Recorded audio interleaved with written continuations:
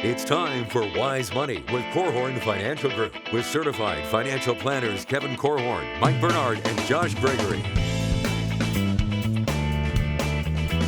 Welcome to another episode of the Wise Money Show with Korhorn Financial Group, where every week we're helping you take your next wise step in your financial life. Thanks for being here, friends. My name is Mike Bernard.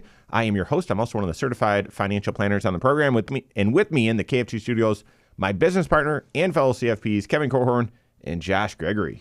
If you have a crystal clear vision of retirement, saving up today in order to accomplish that may come natural. But what if the picture isn't so clear? Or maybe what if you don't ever plan to stop working? Should you still save, or is that unnecessary? We're going to answer that question and more on this episode of the Wise Money Show. This might not be you. You might be thinking, no way. But I'm telling you, it happens more often than you think. And also, as we get into this question and talk through it, there's goodness for you. No matter if you're in your 30s, 40s, 50s, maybe on the verge of retirement yourself, we're going to talk through this from a planning perspective and help you out. If you have a question for the program, we'd love to hear from you. You can call or text us, 574-222-2000. That's 574-222-2000. Online, wisemoneyshow.com is where you can find us. And then stay up to date on all Wise Money content anywhere on the social media webs. Just search the Wise Money Show. All right. Your retirement's unique to you. I guess that's the point. Like, even if you're thinking, no, I have a very crystal clear picture of retirement. That's great. It's unique to you. There is not one size fits all. There's not one approach. I was listening to one of our all-star CFPs. He's going to be on the show again, Ben Chambers. He's awesome. Just love Ben. He was sharing that from the same company, from the same department, 3 individuals doing the same job reached out to him within a short period of time saying, hey, we're almost there to retire. Like, each of them, I need some help with retirement. One of them, he said, on ice, very ready, on track. The other 2, way behind. And so I said, oh, buddy, give me a gift. What's the difference? What are the differences? He said, credit card debt and 401k contributions. And I know it's a lot more than that, but yeah, it's a big difference. So anyway, your retirement picture is going to be unique to you, but that's where you need a 5-factor retirement plan to build out that uniqueness. What are you envisioning, right? Yeah, and I would have that 5-factor retirement plan built out and kind of customized for me. This question, if I'm going to work until I die or work until I'm fairly close to death, should I even bother saving any money at all? And I met with this guy a couple of weeks ago. He was a participant in one of the retirement plans that we serve. And he said, well, I've made some decisions, some financial mistakes, whatever else. So I'm going to work until I can no longer climb up into the cab of my truck. And so then the question is, well, then should I really even save? And as we were working on it, yeah, it made sense to for sure save up to where I'm getting the company match. But beyond that, should there be any savings? Yeah. Because if I could count on my income until I die, then why would I ever save? And he was asking the question. Yeah, we're going to answer that right now. There's 5 factors to your retirement. Yeah, and this is the process, essentially, that your certified financial planner would take you through to build out a retirement game plan and help you know, are you on the right track? They're going to need to know from you, like, what is your intention for how old you'll be when you retire? What age do you want to step away from a paycheck? And if that's never, I think most certified financial planners would still challenge you to find a day that you would at least know that you're ready financially if you had to step away.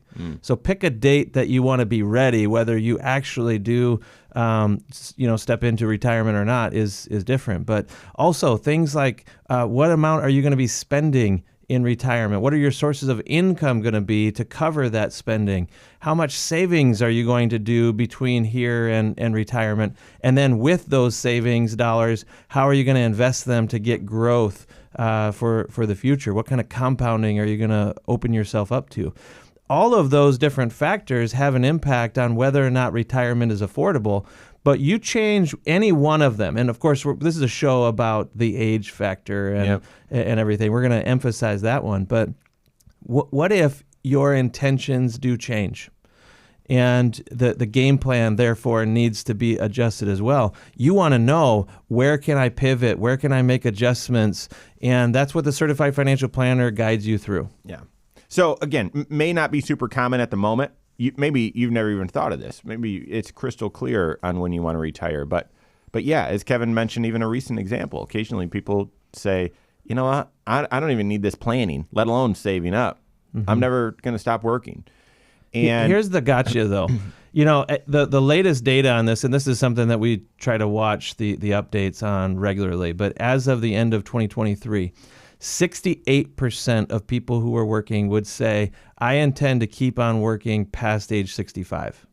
So basically 2/3 of Americans intend to keep on working a long time, past age 65. Actual data, though, is only 31% really do. And so, again, there can be a difference between your intentions and the reality that plays out for you. And that's why no matter what you say of the future, have a game plan that is crystal clear to you on what are your options to make adjustments along the way, and who are you going to trust to help guide the process. I'm going to change the order because that one, I think we underestimate this. So, of course, we're going to tell you, now still safe. Still safe. And the reasons are going to be unique to your situation. We're not just going to tell you, okay, we'll share the 6 or 7 or 8 reasons or whatever, and that's why. No. Work with your CFP. Find what are the reasons for you, because especially if you're thinking, I'm never going to stop working, if that is crystal clear in your mind, you want to have the reasons why you should still save crystal clear as well. Otherwise, you're going to say, well, you're not going to be aware of them, and you're not going to give them any. Pay them any mind. So yes, you should work with your CFP, find out why. But we're going to share a few reasons, and I wasn't planning on hitting this till later because it sounds superficial, it sounds made up, but it's real. You could change your mind. You could change your mind. I shared this with you guys. One of my favorite books that I read in 2024 was by Morgan Housel, The Psychology of Money. And if you're a financial nerd and that you're just gobbling this up and what we're talking about, and you like to read, I'd read that book. It's good. It doesn't have principles that are really actionable, but it's philosophy. It makes you think. And one of the things that he points out is how frequently people just change their mind. You think that your beliefs and your behaviors and what's important to you right now will never change, and it absolutely will.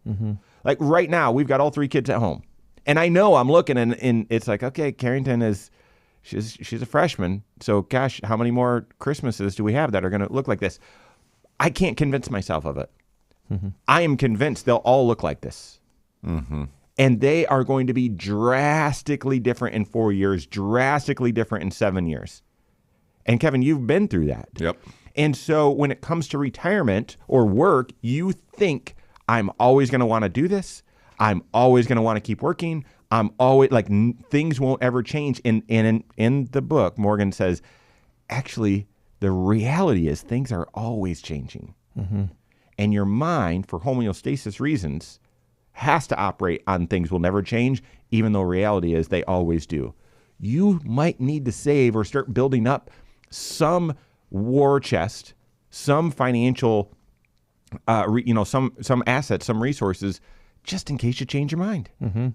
And, we can unpack all kinds of reasons for why someone might change their mind, but you almost want to assume that, your game plan is going to have to adjust. And it might not be by your own choice even. Sometimes it's the circumstances around you. Someone else is taking certain action. But, it could be health reasons, family reasons, and so on. We'll unpack more of that as we go here. Yeah, and so ultimately, sit down with your CFP, and this would still be a reason, like planning for your financial future.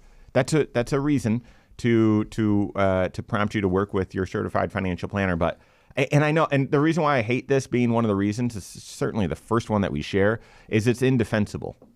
Like you could say right now, no, I won't. Or how do you know that I'd change my mind? And you don't. But yeah, prepare today for an uncertain future. Yeah, prepare with confidence for an uncertain future. And that could just be, I plan to work forever, and then something changes and you change your mind. And so that could be a reason to save. How much you save, whether you max out, whether you do pre-tax, whether you do Roth, which type of account you use, that's the creative work you do with your CFP. But recognize your feelings might change, your attitude might change. What are the other reasons why you should still be saving even if you never plan to retire? That and more coming up on the Wise Money Show with Korhorn Financial Group. Hello, YouTube. Thanks for being here. This is the Wise Money Show. What you're watching right now is our weekly 1-hour talk show that airs right here on this channel, 10 a.m. Eastern Time every Saturday morning, and also on podcast at the same time, and then also on a couple local radio stations, which is why the content's as long as it is and has segment breaks and all that gunky stuff. But we've got Next Wise Step videos that air all throughout the work week right here on this channel. 8 minutes, 10 minutes, 12 minutes long, taking one financial concept, applying it to your financial life from a planning perspective, looking at all 6 areas of your financial life so that you can take your next wise step in your financial life. So make sure you hit that subscribe button, turn on notifications so you're made aware every time we drop new content. And if you like the content, like the content. Thank you. All right, so went out of order. Let's pick it back up. Here we go. Good. What's your retirement vision? What's your retirement plan? Is work a part of that? I think a couple decades ago, or maybe a decade ago, people would have been like, no. But now there's more openness to still working or wanting to work. And if that's the case, should you save? And if so, how much? We're helping with that right now. This is the Wise Money Show with Korhorn Financial Group. Thanks for being here. My name is Mike Bernard. With me in the KFG studios, Kevin Korhorn and Josh Gregory. Stay up to date on all Wise Money content. Find us online, wisemoneyshow.com. Then all over social media, wherever you're at, we are there as well. Search the Wise Money Show. I'm assuming not many of you follow the Economist publication, article, website, whatever. Just a couple weeks ago, they posted an article saying why you should never stop working. And a lot of the comments were around purpose and quality of life. Mm-hmm. And I think there's something to that. I think there's something to that and how we're made, actually, as these creatures. Yeah, a lot of people, get a lot of satisfaction or a lot of meaning from the work that they do.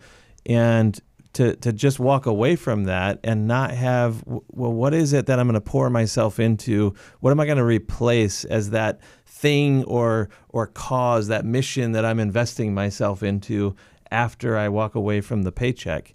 If you're not clear on that, if you don't know, what is it that your life is going to be all about? And is it something big enough to really, truly satisfy you?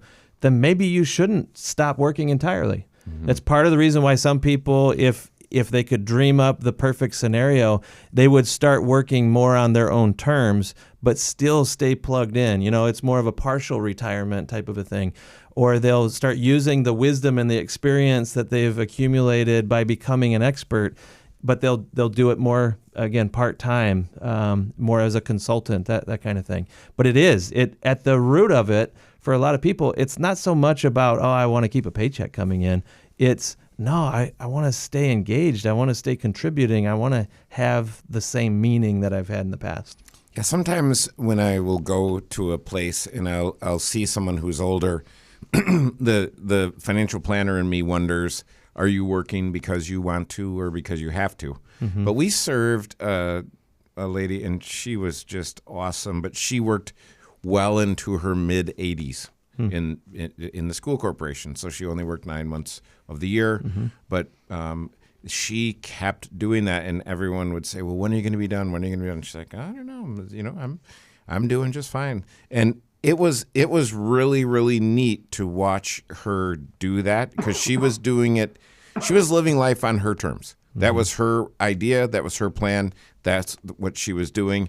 And she did get great joy and satisfaction from serving. The what she was doing, she was serving other people. I would tell you, if you're intrigued by this idea, Arthur Brooks, and he might not be your style. I don't know, but just if you're pursuing happiness and you're thinking that the destiny, this is what I need because I'm all messed up.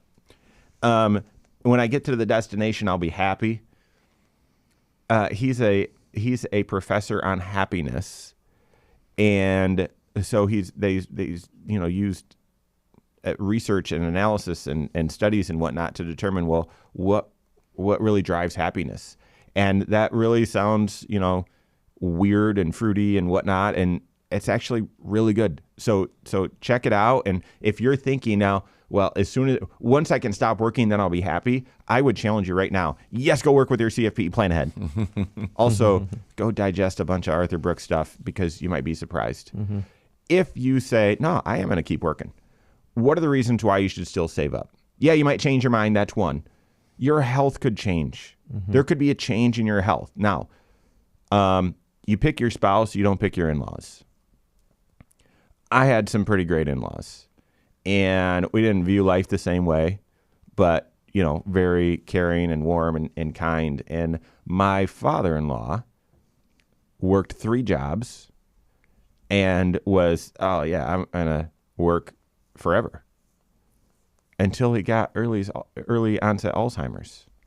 That wasn't in the plan. We actually had a conversation about it. We were going to a Notre Dame hockey game, and we decided to grab a bite to eat beforehand. And he even told me, he was like, oh my goodness, wouldn't that be awful? I remember this conversation. Wouldn't that be awful if you had to experience losing your mind? And he was like, Mike, if that happens, do this. Okay, no, of course not. He did. In his 50s. So that whole plan, I'll just work forever, that's how I'll take care of myself and Kathy. He couldn't even dress himself in his late 50s, early 60s. So your health could change without a moment's notice. And the question is, are you prepared for that or not? That's right. In fact, a health concern of your own or the health concern of a family member, think of those as 2 separate items, but they're kind of tied to each other. They combine to 51% of people who retire early. It's because of these reasons. Wow. So you got a 50-50 shot. If you end up retiring early, and we just already stated in the last segment that most people do retire earlier than they think, it's probably because of a health issue. And that is unpredictable. Just like you shared with your father-in-law. Like, no one would have guessed that he was going to, have these health concerns in his 50s. Right. So not at that age, and not him, right? Yeah. But you never know. And so that is why, no matter what your game plan is, if you think I'm working till the day I die, and so I don't need to really be preparing for the future, well, unfortunately, maybe you need to have the backup plan, and the backup plan says, I need to maybe be able to walk away from a paycheck earlier than I ever imagined. Maybe not even by my own choice, but out of necessity. Yeah. And so you said change in your health or change in the health of a family member. I'm going to add one other health change: grandkids. I hear this a lot too. You know what? Now we have I thought my vision of retirement was going to be continuing to do what I'm doing. Now I just want to be a part of my grandkids' lives. And they moved out. We're in near Notre Dame, Granger, Indiana, Mishawaka, South Bend. My kids moved down to Indy, and they now have grandkids. And my goodness, we want to be by them. And so that could be a change in quote unquote health that, yeah, you want to be near your grandkids, or your kids are looking to you, say, hey, can you help us out a little bit? So I'd put all that under the category of a change in your health. Yeah. Absolutely. What about a change in your work? I don't know if you have the stats on this, Josh. You probably don't. But a change in your boss, a change in your work location. They're moving the plant. I had one individual who retired in his late 50s. He was grateful that wasn't the plan, but they were moving the plant to Mexico, to a whole nother country. He's like, nah, I'm not doing that. Not doing that. And instead of getting a new job, new skills, new people, a new place in his late 50s, he's like, can I be done? Right? Yep. So that wasn't his original timeline. It wasn't his original age, but circumstances changed, and it all, the root of it was a work-related issue. So changes in the company, like downsizing, or as you said, relocation, that's 31% of people who retire early. It's because that occurs. Outside of their control, maybe, or at least they don't want to be forced into a certain response, and so they're taking matters into their own hands. outdated skills is kind of related as well. You know, sometimes your industry or your work changes on you. You know, what it takes to be successful in your business, it might get harder. Or as we all slow down and as we, you know, start forgetting things and some of our skills begin to decline or whatever, eventually there might come a time when you say, you know what, it's not safe for me, or I'm not bringing my very best like I used to anymore. And so because of that, as my skills have diminished, I'm going to step away. Right. Yep. Technology is frustrating. It's supposed to work all the time. It doesn't. As you get longer in your career, I used to just be able to do this, and now I can't. Like that is wildly frustrating. And so changes in your work, the technology around it, the people you're with. Like you might, guys, I could work as long as you guys are working. When you guys are gone, I wonder, like that could be different. I don't know, right? Yeah. And so either you're drawn to a certain group and you love it, and then as the band starts breaking up and going in different directions, it changes things. Or what if you're working with someone or working under someone who it's just we're clashing and it's difficult, and I don't know that I want to keep doing this if I don't have to. Yep. And so does that mean, okay, well then you got to save up and sacrifice so much that you need to be able to be retired at 55? No, but it is a reason to still be saving, even if you don't plan to retire. Those are just a couple of the reasons. Gosh, if we're playing Family Feud, we got a lot of points there. But what are the other reasons why you might want to be saving up, even though you don't plan to retire? That more coming up on the Wise Money Show with Korhorn Financial Group. Family Feud. Yeah. Let's play the feud. Classic. Yeah. Richard Dawson kissing all the ladies. That was so gross. Yeah. All right. Who does it now? I know Steve Harvey was for a while, and I would assume Steve. is he still? I don't know. I think he was. Lindsay can look it up. Yeah. All right, third segment, right? So we got a lot of room to run. So we'll see if we get it all wrapped up in this one. Maybe not. We'll see. We'll go to tax benefits next. All right. So we're good with all of the changes to your work ones? I think so. Okay. And if we want to pick up more, if something was left unsaid, go ahead. No, I mean, this is the problem with saying I'm going to work until I'm going to die. A lot of these events that Joshua was mentioning are unforeseen. Mm-hmm. And if you would have told me even a year ago what AI would do to how we even approach what we are doing, I wouldn't have believed it. And so I think there'll be a number of people just representing the older crowd who say, I can't keep up. Like this is so dramatically different than what I used to do. I'm just gonna tap out. Mm-hmm. Or it's the company things that you were talking about. Like, I mean, who knew the company was going to Mexico? Mm-hmm. Yeah, and so that wasn't something someone was planning on. Yeah. So, and the people who tap out though because of pace or because of technology and everything, think about the loss to the company on their wisdom and their perspective and just their kind of stability in a way. Sure. Yeah, that's tough. All right. Here we go. Third segment. Right, Lindsay? Third segment? Okay. What are some of the reasons why you should still save up for retirement, even if you're not sure what your plan is in retirement? If you still plan on working or if you're not, should you still save? The answer is yes. You have a unique answer and reason for you. Work with your CFP on it, but we're sharing those answers right now. This is the Wise Money Show with Korhorn Financial Group. Thanks for being here. My name is Mike Bernard. With me in the KFG studios, Kevin Korhorn and Josh Gregory. Every episode of the Wise Money Show is on podcast. Wherever you listen, just search the Wise Money Show. Subscribe to it there, follow us there, and rate the program there as well. That's helpful feedback for us. We appreciate it. All right, so not trying to be obtuse and just argue for argue's sake, but yeah, even if you can sit down with your CFP and say, I don't plan on retiring, and here's like the concrete reasons why. It's a family business. It's second generation. This is our lifestyle. This is our livelihood. This is our name. No one has retired, and I love it. I love what we do. You should still save. Why? There might be differing reasons. We're sharing a handful of them. One of them might be tax benefits. Sure, Right? absolutely.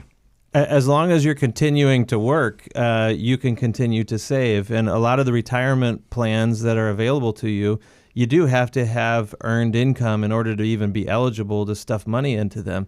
And so, yeah, there's some folks who maybe they have enough, theoretically enough, to be able to last in retirement, but they'll keep on working because it allows them to keep on saving.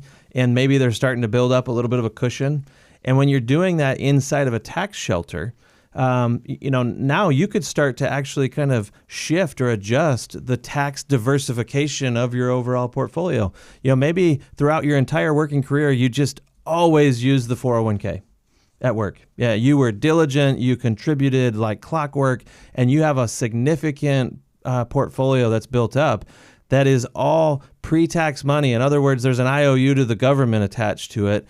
And when you get into retirement, you're going to be paying a lot of taxes as you draw money out. Well, what if you kept on working and you decided that not only do I want to think about doing some Roth conversions, but I'm also going to actually contribute right out of my paycheck into a Roth account because I want to start to spread the wealth around a little bit and have more choices on where I draw from in retirement. Maybe you're building up for other reasons, but the point is that you're using a tax shelter. Yeah, I think of the Roth specifically. And if you don't have a vision for saving up to replace your paycheck, you might have some savings for something. Yeah. Right? Well, And- yeah, I mean, just getting a pool of tax-free money growing is a great thing, whether it's a Roth IRA, Roth 401k, whatever, but definitely leaning into that to give the future you a cushion that you can't even imagine that you would need today. Yeah. Yeah. And then I'm going to tuck this one under tax benefits, even though it's really not tax benefit, but it is a benefit. Mentioned it already. The match, company match. Yeah. I mean, even if you, again, we're resolute, there's no way I'll change my mind. There's no way I'll have a health issue. There's no way technology will kind of push me out. You should still save to get the company match, right? Yeah. That's just that's good stewardship. That's logic. Yeah, and I haven't had a match since Superman, but I was thinking about this. If you're going to put enough money in, and you say, but this is money I'll never need. One of the things, and we work with a lot of business owners that are funding a 401k, and that for a number of them, that's not how they're going to fund their retirement. They've got real estate holdings, they've got the proceeds of a business sale, a number of different things. And so you say, well, why are they even saving money into the 401k? And the reason to max the 401k and make it pre-tax is that you can build up a pool of pre-tax money, and when you hit 70 and a half, you can use that pool of money to do your charitable contributions. Mm-hmm. And so for business owners that are charitably inclined, saying, look, I've got all this other stuff going on, why would I even need a retirement plan? Because that's an amazingly efficient way to give money and bless a charity. It's been a while since the stock market has been in like a major multi-year slump. Mm-hmm. But there's some people who will choose to delay retirement just because their investments are down.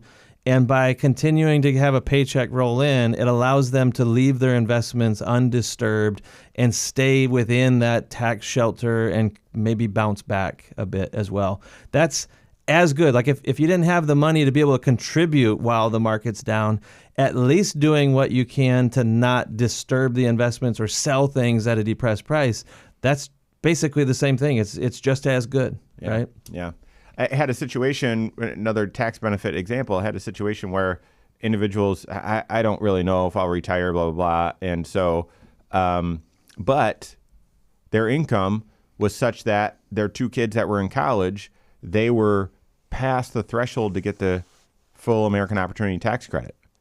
And so that was a reason to save a little bit for their future. Okay, wait a second. I can save up for my future. This money's not going anywhere. It's just delaying it.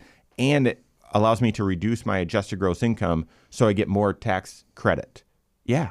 So being aware of those tax planning opportunities, reasons to reduce your adjusted gross income, to get a deduction or a credit, that's something else you want to be aware of. Even if you'd say, well, I don't know if I ever plan to retire, see if you're close to some of those thresholds with your AGI.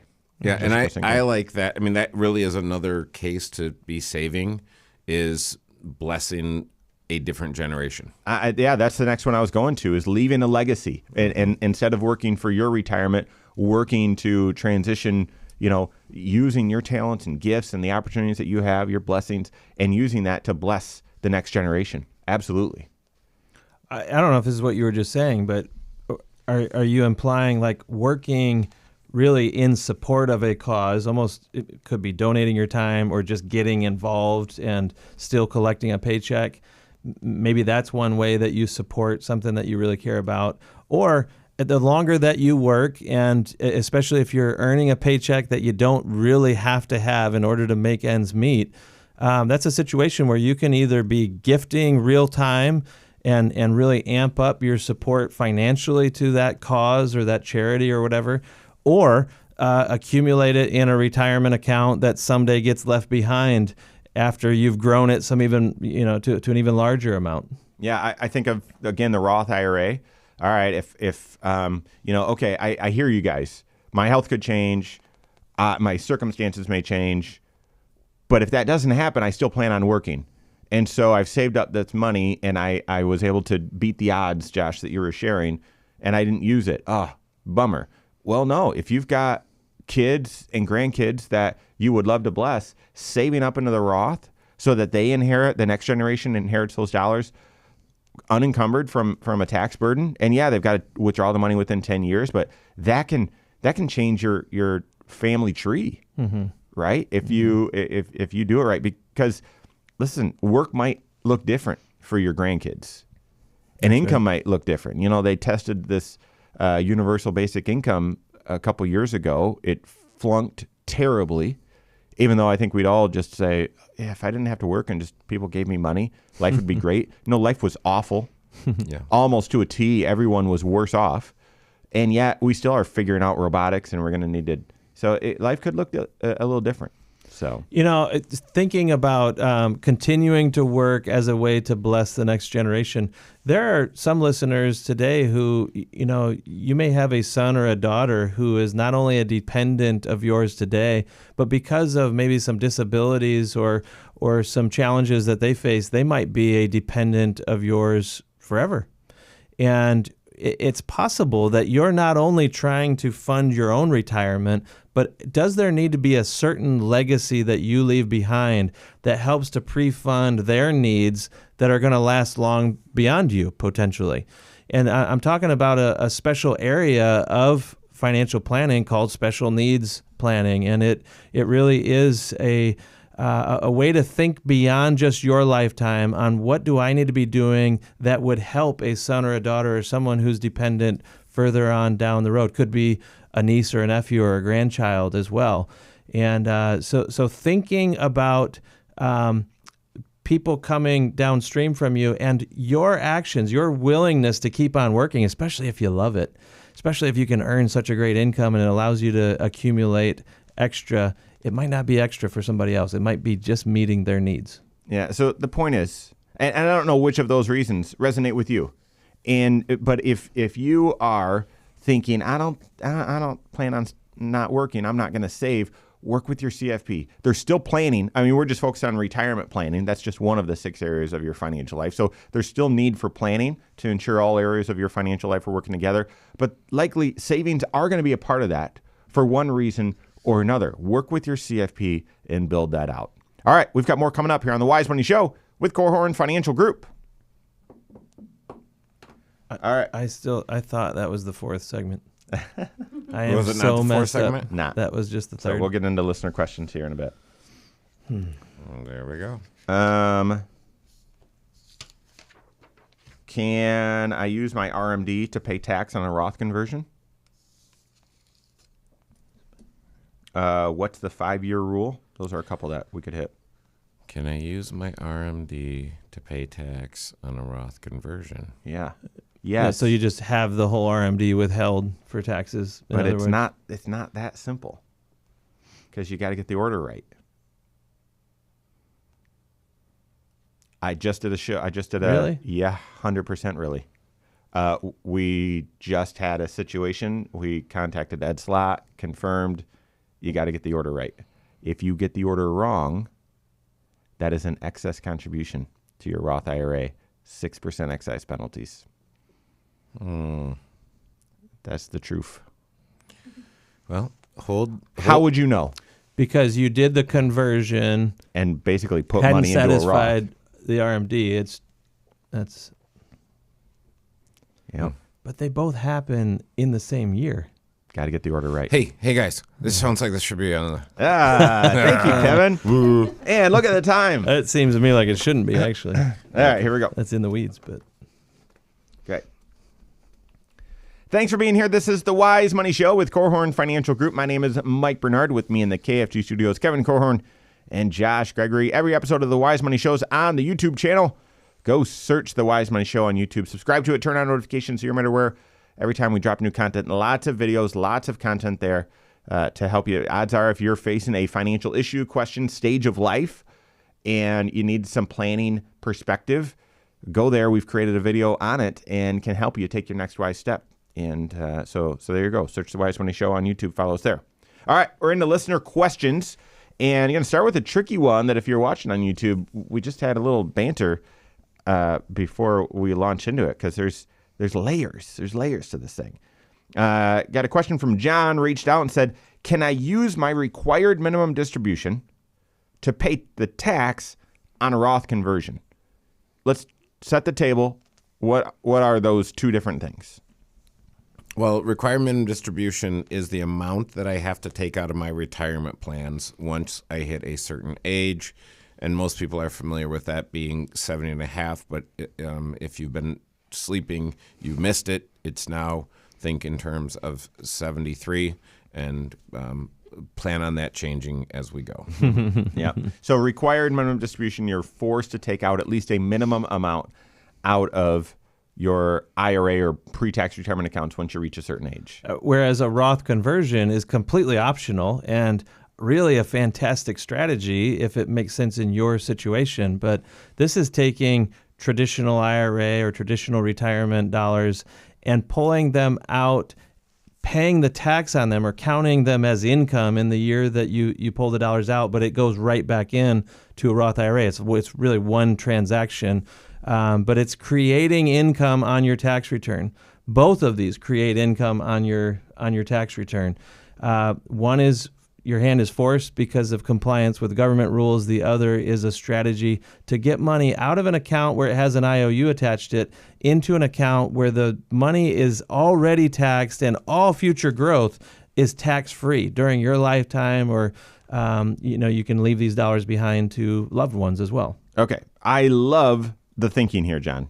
We really do. The fact that most people are aware of the rule that you cannot do a Roth conversion with your RMD. I'm forced to take this money out. I'm required to take this money out. Great, I'll take it out and throw it in the Roth. Cannot do that. Not allowed. And therefore, most people think, well, once I reach that required beginning date, I'm done with Roth conversions. And that's not true either. So we love the question. And I also want to love the question because, like Josh said, both of these are taxable events. Doesn't mean that you need to treat both of them equal from a tax standpoint. You can withhold extra on one and nothing on the other. And that so the answer to your question is 100% yes. Like Kevin likes to use percentages over 100%. 1,000% yes. So yes, and that's a great strategy because if the name of the game is I want to get as much of my wealth growing tax free as possible, then if you withhold extra on your required minimum distribution or all of it, that means you might not need to withhold anything on the Roth conversion, meaning more of your money lands in that Roth, able to grow tax-free for your financial future. The gotcha, and I don't even know. I don't think the IRS can police this. I don't know how they would know. But you've got to do it in the right order. You have to take your required minimum distribution first because that whole idea or that rule that I said at the beginning, most people know you can't do a Roth conversion with your RMD. Well, how do you know that? Well, it's because you got to do your RMD first. That has to be done first. So you have to anticipate and project out what's the tax impact of the Roth conversion going to be. Therefore, how much should I withhold? Therefore, take your RMD, goose up your withholdings there, and then do your Roth conversion. If it's not, I just did a video on this because we encountered this with a client and wanted to get the right answer, be precise. If you get the timing wrong, do it in the wrong order. Technically, on your RMD, you've taken your RMD out and you've added some of it to a Roth. If you're not allowed to do that, that means you have excess contributions to a Roth and it's penalized every year in perpetuity until you fix it. So messy, messy, messy stuff. Mm-hmm. The answer is yes. Watch out and do it in the right order. You know, thinking about strategies that you can kind of combine together as it relates to required minimum distribution, you've heard us talk in the past about how at age 70 and a half, you can use your you can use your required minimum distributions to do a qualified charitable distribution. That's a lot of jargon, I realize. But essentially what it's saying is, if the government's going to make you pull money out of your IRA, and you are charitably inclined, you can use money coming out of the IRA, your hand is being forced, but you can send it directly to a charity. And in doing so, you check the box, you are in compliance, you've handled the required minimum distribution, the IRS is happy. But you don't have to count it as income because it went directly to a charity. And when you do that and don't count income, it means that your overall tax picture is improved and maybe you have more room on the tax return to be able to do that other strategy that we were just talking about, which was the Roth conversion. Yep. That adds income back to the return. It might allow you to shift more dollars from the IRA to the Roth. And by stacking these strategies together, you can really, really get yourself to a position where you're limiting the amount of tax that you pay over your lifetime and doing something that you already had a heart to do anyway, and that might have been to support your local church or some other organization charitably. That's right. All right, next question comes from the YouTube channel and also Roth theme. Hey, I missed it. What's the 5-year rule? What's the 5-year clock? There's 2 of them. Let's start with sort of the basic one. Most people understand the Roth in that you contribute money to it, you do not get a tax benefit, and all of the growth or activity is tax sheltered. And then when you're 59 and a half or in retirement, you can pull that growth out and it's tax free. And yes, that's the Reader's Digest version. That's how it works. The catch, though, is there's kind of fine print on that whole maneuver, and that is that the Roth has to have been open for 5 years. Yep. So if right on the eve of retirement you decide, I keep hearing everybody talking about Roth IRAs, I ought to have one of those, I'm going to contribute, and then you think, I'm going to use that money immediately in retirement because I had an emergency come up. Well, any growth that had accumulated and it hasn't been in the account for more than 5 years, you can still end up being taxed on that. Yeah. So that's the primary. That's why, and I think the question was phrased, what's the 5-year clock? That's the 5-year clock. Even if you're not sure what role a Roth IRA is going to play in your life out there in the future, put $50 into a Roth IRA and at least just satisfy that 5-year rule. Now, the second 5-year rule is on Roth conversions. And there's a lot of confusion in thinking that this applies on every Roth conversion, and it does, but every Roth conversion up to a certain age. Once you turn age 59 and a half, it's our understanding, the 5-year rule for Roth conversions goes away. And the reason is because, say, if you are doing a Roth conversion and you pay the tax on that transition, on that money, moving that money from pre-tax to Roth, do you pay a penalty if you're not age 59 and a half and do a Roth conversion? The answer is no, as long as you pay the tax out of your pocket. That's right. As long as it all leaves the IRA and all lands in the Roth IRA. Yeah. So it's the Roth conversion in and of itself is not penalizing. It's taxable. It's not penalizing if you're under age 59 and a half. But then, so now you've got more money in your Roth IRA the next year and you say, all right, I need to make a withdrawal. I need some money. We're having a hardship.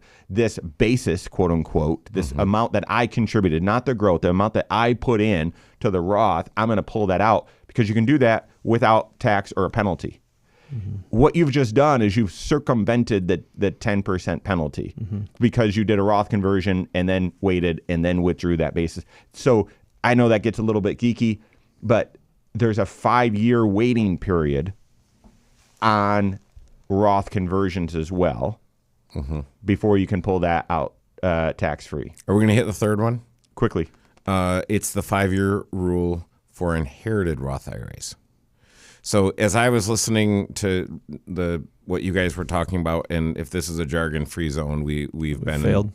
We've been in the red zone. What you need to know is work with your certified financial planner. Yeah, Yep, that's right. exactly right. That's right. Great questions on the Roth. I get teased about it a lot, but it's good stuff. It's confusing. Work with your CFP.